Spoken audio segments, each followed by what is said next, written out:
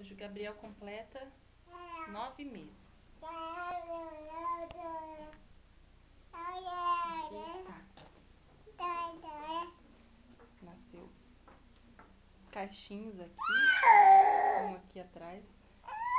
Olha o ursinho, aprendeu a mostrar. Cadê o ursinho? O lixo. Olha lá o ursinho.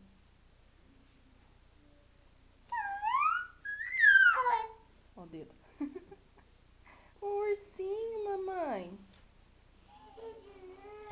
Cadê a girafa?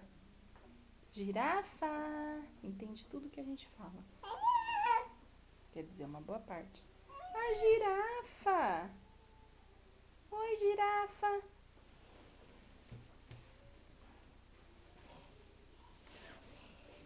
Levantem tudo, até nos meus cabelos.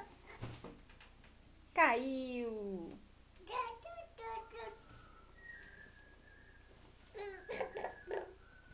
Teve 3 acidentes já. Nessa de levantar, raspou todo o nariz, ralou o nariz, aqui no nariz e perto da boca. Tem até uma cicatrizinha.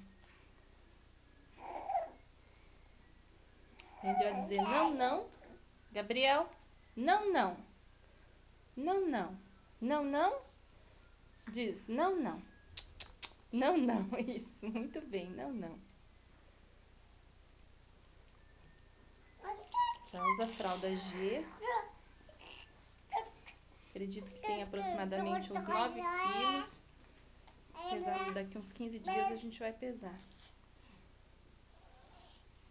Ursinho!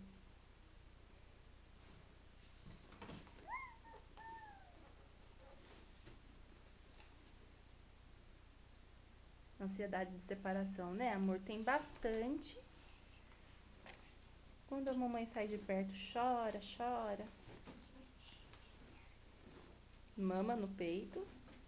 Com muito orgulho, né, filho? Engatinha para todos os lados. Gosta de pegar tudo que não pode.